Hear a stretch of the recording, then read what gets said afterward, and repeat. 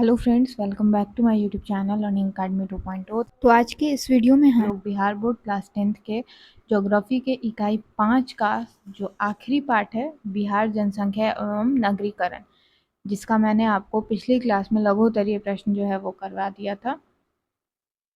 ठीक है, तो आज की क्लास में हम लोग इसी पार्ट का बिहार जनसंख्या एवं नगरीकरण का दीर्घोत्तरीय प्रश्न करने वाले हैं। दीर्घोत्तरीय प्रश्न में आपका टोटल 2 प्रश्न है, तो बहुत ज़्यादा देर की क्लासेस जो है वो नहीं होंगी आपकी। 2 प्रश्न है, तो 2 प्रश्न को सॉल्व करने में हमें 2 प्रश्नों का उत्तर जानने में हमें ज़्यादा समय नहीं लगेगा। ठीक है, ये रहा।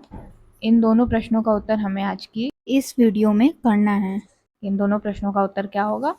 तो आइए फ्रेंड्स, आज का वीडियो शुरू करते हैं और जानते हैं कि इन दोनों प्रश्नों का उत्तर क्या होगा। लेकिन उससे पहले आप सभी से हमेशा की तरह एक छोटी सी रिक्वेस्ट है कि अगर आप हमारे यूट्यूब चैनल पर पहली बार विजिट करें तो प्लीज़ हमारे यूट्यूब चैनल को सब्सक्राइब करके बेल नोटिफिकेशन पर क्लिक कर लीजिए, जिससे आने वाले हर वीडियो के हर लाइव क्लासेस के नोटिफिकेशन आपको समय समय पर मिलती रहे। एक और चीज़ मैं यहाँ पे क्लियर कर देती हूँ, जो भी बच्चे हमारे चैनल पर आज पहली बार विजिट कर रहे हैं, अगर वो साइंस मैथ क्लास 10th के बिहार बोर्ड के साइंस और मैथ की क्लासेस करना चाहते हैं तो वो हमारे फर्स्ट चैनल को सब्सक्राइब कर लेंगे, जो कि है लर्निंग अकेडमी, जिसका लिंक आपको नीचे डिस्क्रिप्शन बॉक्स में मिल जाएगा।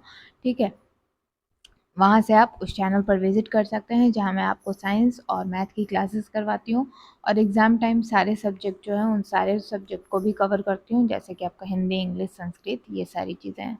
ठीक है, इस चैनल पर आपको यहाँ पे एसएसटी की क्लासेस हो रही हैं। जैसे अभी हम लोग ज्योग्राफी का क्लास कर रहे हैं। ज्योग्राफी बुक कंप्लीट हो जाने के बाद हम लोग हिस्ट्री जो है वो स्टार्ट करेंगे, सिविक्स, इकोनॉमिक्स, इन सबको भी कंप्लीट करेंगे। ठीक है, तो अच्छे से एग्ज़ाम की प्रिपरेशन हो, आप लोग दोनों चैनल को सब्सक्राइब कर लीजिएगा। वहाँ पर आपको साइंस और मैथ की क्लासेस करने को मिलेंगे और यहाँ पर आपको एसएसटी की क्लासेस जो है वो करने को मिलेंगी। चलिए, तो अब बढ़ते हैं आगे और दीर्घोत्तरीय प्रश्न जो है इसको सॉल्व करते हैं। पहला प्रश्न कह रहा है कि बिहार की जनसंख्या घनत्व पर विस्तार से चर्चा कीजिए। ठीक है, तो बिहार की जनसंख्या घनत्व पर आपको यहाँ पर डिटेल में जो है वो लिख करके बताना है। तो आइए शुरू करते हैं और इस प्रश्न का उत्तर जानते हैं। तो फ्रेंड्स, यहाँ पर इस प्रश्न का उत्तर जो है वो लिखा हुआ है कि बिहार की जनसंख्या वितरण जो है वो सभी जगह समान रूप से नहीं है। ठीक है, कहीं पर अधिक है तो कहीं पर बहुत ही कम है। इसका मुख्य कारण यहाँ की आर्थिक, सामाजिक परिवेश, भौतिक विविधता है। बिहार राज्य में सबसे अधिक जनसंख्या पटना में है। यहाँ राज्य के कुल 3.40% क्षेत्रफल पर 5.68% जनसंख्या रहती है। ठीक है, गया, मुजफ्फरपुर, पूर्णिया, हाजीपुर, बेतिया, मोतिहारी, छपरा, सिवान, दरभंगा, मधुबनी, सीतामढ़ी एवं समस्तीपुर जिले में 3 से 5% आबादी है। ये जिले बिहार के उच्च आबादी वाले जिले हैं। यह राज्य बिहार के कुल क्षेत्रफल का 39% है और इन जिलों में राज्य की 46% जनसंख्या रहती है। इसी से आपको समझ में आ रहा है कि बिहार का जो जनसंख्या है उसका विस्तार किस तरह से है ना। बिहार का कुल क्षेत्रफल 39% है और इन जिलों में राज्य की 46% जनसंख्या रहती है। ठीक है, आगे देखिए, मध्य जनसंख्या वाले जो जिले हैं वो है सुपौल, नवादा, औरंगाबाद, अररिया, गोपालगंज, भोजपुर, बेगूसराय, नालंदा, कटिहार, भागलपुर, रोहतास, मुंगेर, कैमूर, किशनगंज, बक्सर, जमुई, सहरसा, जहानाबाद, अरवल, मधेपुरा एवं बांका जिला है। ठीक है, ये मध्य जनसंख्या वाला जिला है। ठीक है, टोटल यहाँ पे बिहार में कितने जिले हैं? 38 जिले हैं। तो 38 जिले में ये जो कुछ जिले हैं ये मध्य जनसंख्या वाले जिले हैं।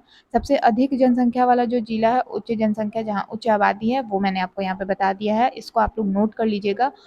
ऑब्जेक्टिव के तौर पे भी आपको ये पूछ सकता है कि गया, मुजफ्फरपुर, पूर्णिया, हाजीपुर, बेतिया, मोतिहारी, छपरा, सिवान, दरभंगा, मधुबनी, सीतामढ़ी और समस्तीपुर, इसमें 3 से 5% आबादी है और ये जिले जो है बिहार के उच्च आबादी वाले जिले हैं। और सबसे अधिक जनसंख्या किस राज्य में है? बिहार राज्य में, किस जिले में है? तो पटना में है।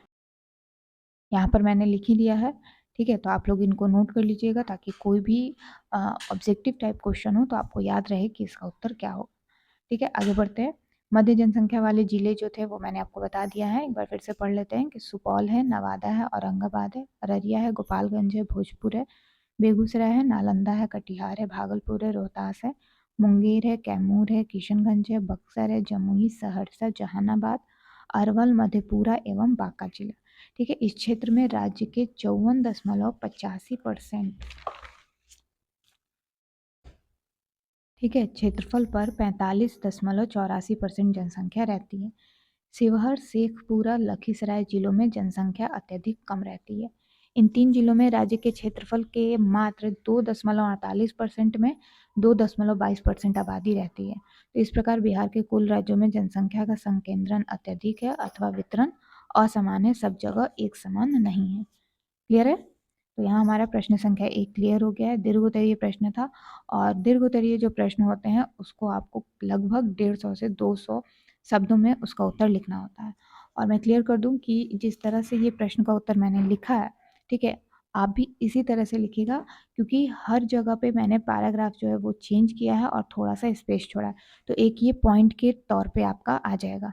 ठीक है, तो कुछ पॉइंट के थ्रू अगर आप प्रश्न का उत्तर लिखते हैं तो आपको काफ़ी ईजी तरीके से प्रश्न का उत्तर भी आप अच्छे से लिख पाएंगे, क्योंकि आपको पता होगा कि मैंने इस पॉइंट में क्या लिखा है।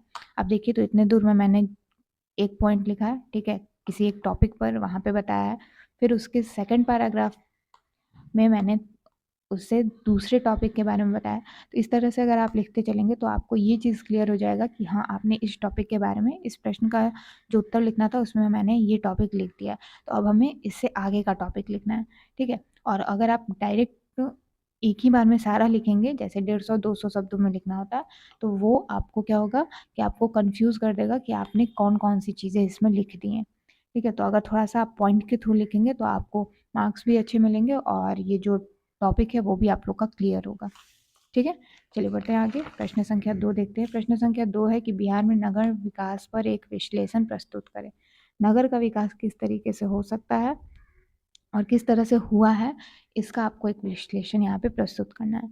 तो बिहार में नगरों के विकास का इतिहास बहुत पुराना है। यहाँ के प्राचीन नगरों का विकास राजधानी, शिक्षा, धार्मिक एवं व्यापारिक केंद्र के रूप में हुआ है। यहाँ के अधिकतर नगर किसी न किसी नदी तट पर विकसित हैं। ठीक है, इनमें यहाँ के अधिकतर नगर किसी न किसी नदी तट पर विकसित है। इनमें पाटलिपुत्र, ठीक है, नालंदा, गया, वैशाली, बोध गया, सीतामढ़ी आदि प्राचीन नगर हैं। ये लाइन जो है ना, ये डबल लिखा गया है, तो आप इसको कट कर लेंगे।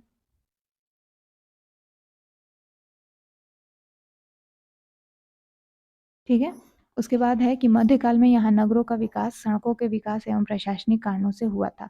ऐसे नगरों में सासाराम, दरभंगा, पूर्णिया, छपरा, सिवान आते हैं। अंग्रेजों के समय नगरों का विकास रेल एवं सड़कों के किनारे हुआ।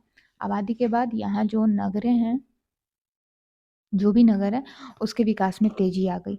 राज्य में औद्योगिक विकास, स्वास्थ्य, शिक्षा एवं जीवन के मौलिक सुविधाओं के कारण नए नगर विकसित हुए हैं, और इनमें बरौनी, हाजीपुर, दानापुर, डालमिया नगर, मुंगेर, जमालपुर, कटिहार आदि हैं। ठीक है, वर्तमान समय में नगरों के विकास में बिहार भारत के बड़े राज्यों की तुलना में बहुत ही, मतलब वर्तमान समय में नगरों के, बाकी नगरों का जो विकास हुआ है उसमें बिहार जो है वो भारत के बड़े राज्यों की तुलना में बहुत ही उस तुलना में देखें तो बिहार में बहुत ही कम हुआ है विकास। ठीक है, ये सबसे कम शहरीकृत राज्य है। यहाँ की नगरीय आबादी 2001 की जनगणना से देखा जाए तो 10.5% है।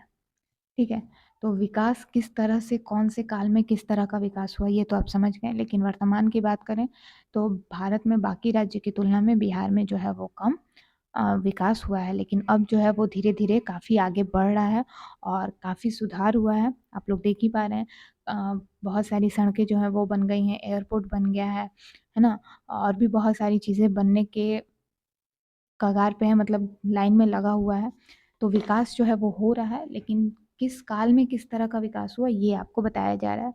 और फिलहाल भले ही विकास जो है वो काफ़ी अच्छे से आगे बढ़ रहा है, लेकिन एक बीच में थोड़ा सा समय था जब बिहार में विकास जो है वो भारत के बाकी राज्यों से उसमें मामले में कम था। ठीक है, क्लियर है? तो आई होप कि आपको इन दोनों प्रश्नों का उत्तर अच्छे से समझ में आ गया है। अगर आप इन दोनों प्रश्नों में आप कोई भी डाउट है, कोई कंफ्यूजन है, वो आप लोग मुझसे नीचे कमेंट सेक्शन में कमेंट करके पूछ सकते हैं। ओके, और प्रश्न का उत्तर किस तरीके से लिखना है वो मैंने आपको यहाँ पे बता ही दिया है। ये छोटी-छोटी टिप्स मैं आपको देती रहती हूँ ताकि आप लोग को एग्ज़ाम प्रिपरेशन में हेल्प हो सके और आप लोग अच्छे से पेपर जो है वो लिख सकें। लिखने का भी तरीका होता है ना कि पेपर में किसी भी तरह से कुछ भी नहीं लिख देना। पेपर लिखने का भी अपना एक तरीका होता है। तो इसीलिए मैं छोटी-छोटी चीज़ें आप लोग को बताती रहती हूँ और एग्ज़ाम टाइम में मैं आपको बहुत सारी चीज़ें जो है वो अच्छी बताऊँगी ताकि आप लोग को पेपर लिखने में आसानी हो, पेपर कैसे लिखना है, क्या गलती नहीं करनी है, वो सारी चीज़ें भी मैं एग्ज़ाम होने से पहले आप लोग को क्लियर कर दूँगी। तो अगर आप अच्छे से एग्ज़ाम का प्रिपरेशन कर रहे हैं, पढ़ रहे हैं, तो ये छोटी-छोटी चीज़ें मैं आपके लिए ले आऊँगी। तो आप लोग चैनल को सब्सक्राइब कर लेंगे ताकि आप लोग को ये सारी जानकारी मिल सके। चलिए फ्रेंड्स, तो आज की वीडियो में बस इतना ही। वीडियो पसंद आया तो लाइक, शेयर और चैनल को सब्सक्राइब करना बिल्कुल मत भूलिएगा।